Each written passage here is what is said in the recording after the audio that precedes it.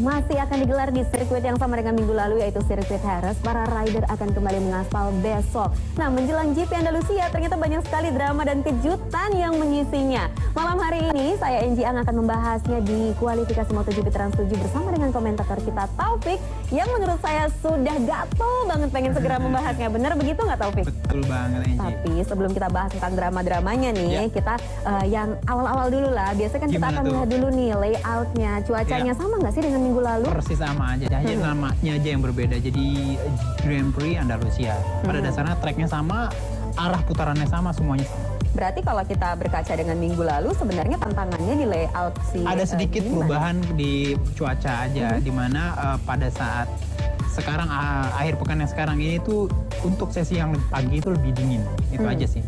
Dan ini berimbas pada kombinasi penggunaan ban. Adakah yang berubah? Kalau kemarin kita sempat membahas bahwa mayoritas rider ini menggunakan ban yang soft ya? Ban belakang yang soft. Lalu bagaimana dengan minggu ini?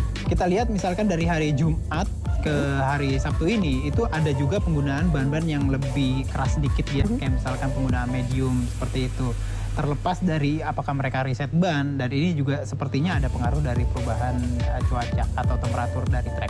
Kalau dari layout dan cuaca tidak begitu banyak yang berubah, namun ada satu hal yang terlihat sekali perubahannya, yaitu adanya peraturan baru atau lebih diperketatnya mengenai yellow flag. Benar begitu ya? Begitu, itu maksudnya berarti akan menganulir pembalap yang tidak mematuhi yellow flag, begitu? Jadi pada dasarnya di peraturan sebelumnya, lap time pembalap itu akan tidak dianggap gitu ya, atau tidak dihitung jika ada dua yellow flag atau bendera yang kuning. Tapi mulai Grand Prix Andalusia ini, bila terjadi di sesi free practice atau sesi kualifikasi, hanya satu yellow flag atau bendera kuning aja, itu pembalap-pembalap lain itu lap time-nya tidak dianggap atau tidak dihitung sebagai lap time yang official. Domino effect dong berarti semuanya sama rider lainnya. Kita bisa lihat dari free practice 1 banyak banget lap time yang bukannya dihapus ya, jadi tidak dianggap atau tidak menjadi perhitungan ofisial dari statistik dari MotoGP.